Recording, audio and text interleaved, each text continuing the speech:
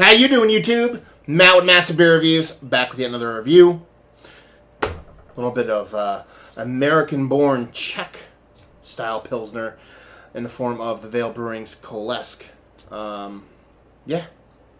Second Vale review I'm doing. I just did a hopped up IPA from them. I have this, and then I have a kind of coffee stout Gigger.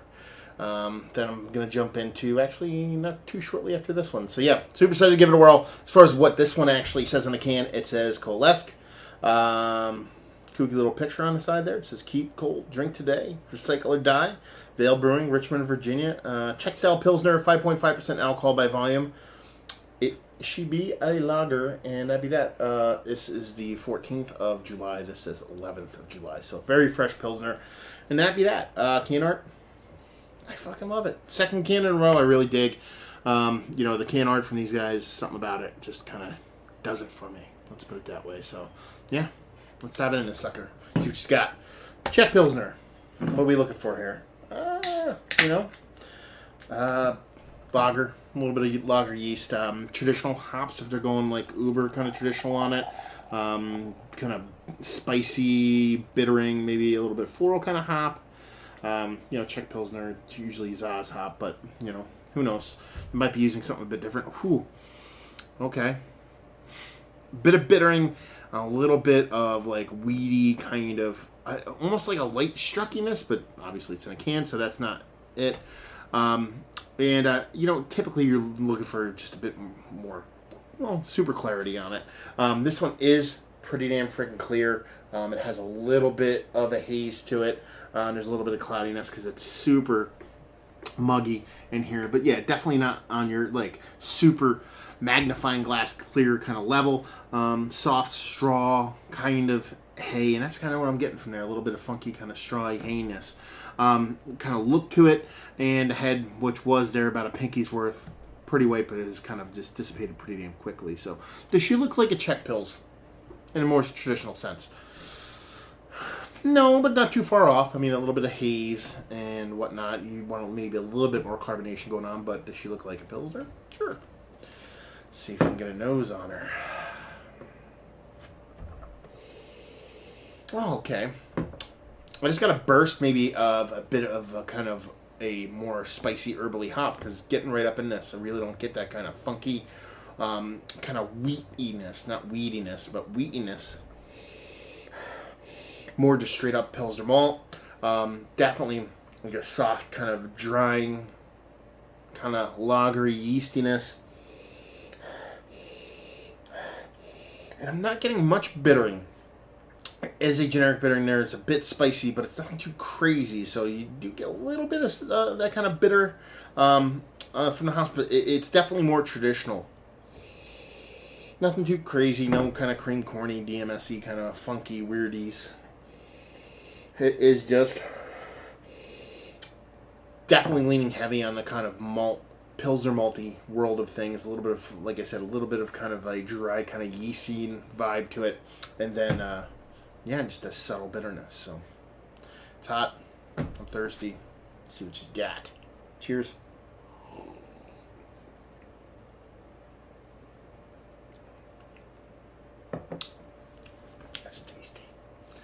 I don't know why I whispered that. It just came out that way. It's tasty. Huge, crackery kind of Pilsner malt there. Like, very big. Way more prevalent in the mouth. Even though I thought on the nose it was going to lean kind of malt heavy, it's coming off even bigger. There's enough bitterness there to balance it off. Way more than you expect based off of the nose. It's kind of a spicy, maybe slightly kind of floral kind of bitterness to it, but nothing too crazy, but enough to kind of bounce off that malt and kind of keep it in check. Really nice mouthfeel. It's a little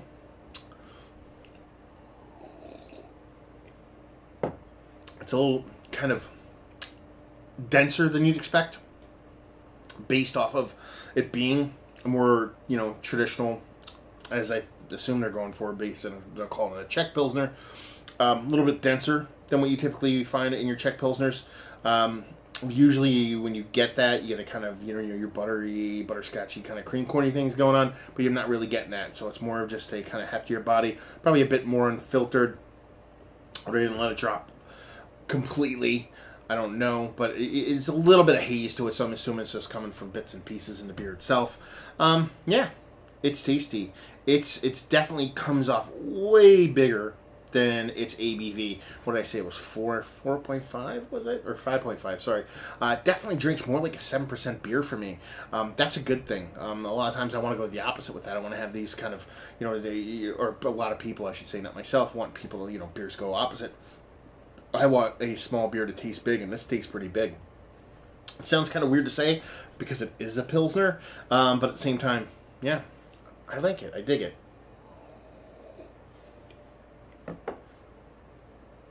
It's not too far outside of what you would call the normal kind of traditional kind of Pilsner root, but at the same time, that bump in that malt and that bump in that little bit of hops just makes it a little bit more robust in a good way for me.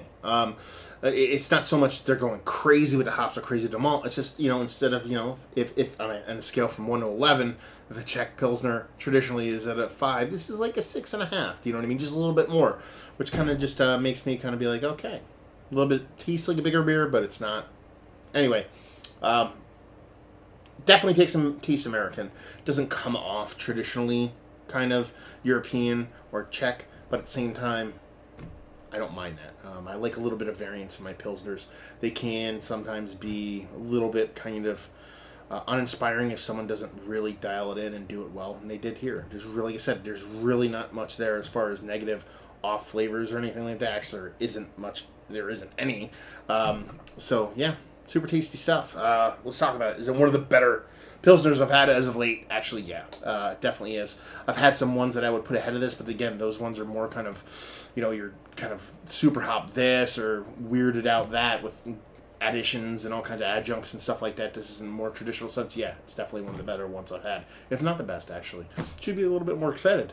Value availability, I got it in a kind of a someone I don't know was traveling and picked it up and just asked in a Facebook group if people wanted some, so I picked it up. So I paid a premium for it, but I think it's like $12 to $14 for a 4-pack of pounders. Again, it's a little bit higher than what you want to spend, but it's kind of market value with these kind of cool brewery prices. So take that for what it's worth. Brewery only, and just say if you like what we like this. I feel like Pilsners. I mean, not to keep it that simple, but that's pretty much it. If you like Pilsners and, you don't fucking around here, you're just going for a super great, hot, sweaty summer chuggability kind of beer, then this is definitely going to hit the spot. And, you always got to kind of tip your cap when a brewery comes out with lower ABV kind of smaller beers like this and doesn't really get any kind of funky weirdiness out of it and produces a really nice, clean beer. That in itself is worth cracking a couple if you find it yourself in and around the old Richmond, Virginia. So there you go, another review in the books. Hopefully you guys enjoyed it. Down there, words and stuff if you did. Social media, Massive Beers, all one word. Check me out in all the places. Messing with Twitter a little bit more, mostly an Instagram dude, but yeah, all those I'm on. And yeah, hopefully you guys enjoyed the review. Hopefully enjoying a nice Pilsner right now, and hopefully see you next time. Cheers.